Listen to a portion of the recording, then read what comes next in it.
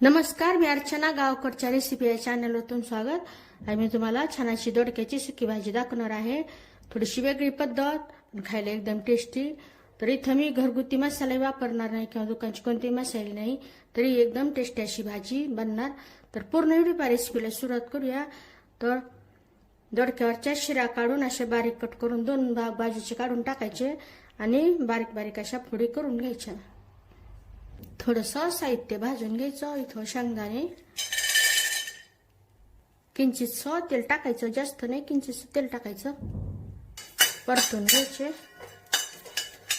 शेंगदाणे थोडे परतवत आले की तर सुक्या लाल मिरच्या घेतलेल्या वाळलेल्या गॅसच्याच कमी ठेवायच्या. आता असं परतवायचं.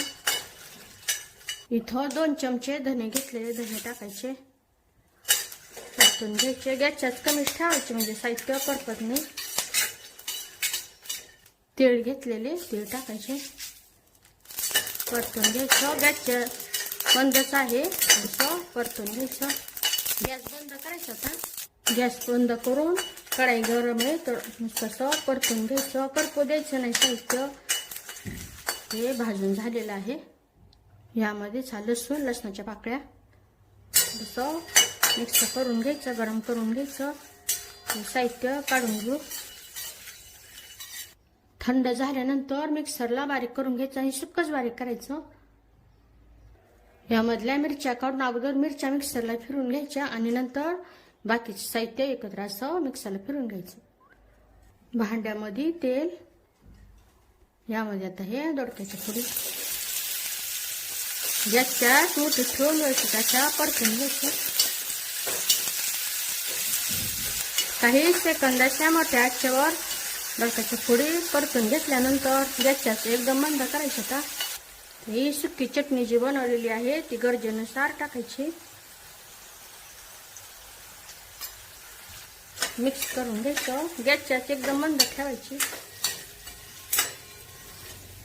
यावर आता किंचितसं पाणी शिंपडायचं, जास्त नाही, किंचितसं पाणी शिंपडायचं. त्यामध्ये चवीनुसार मीठ टाकल्यानंतर मिक्स करून घ्यायचं.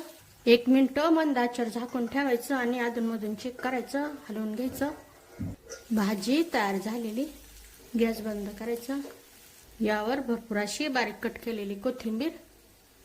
छान अशी दोडक्याची चटणी किंवा दोडक्याची भाजी, सुकी भाजी तयार झालेली आहे.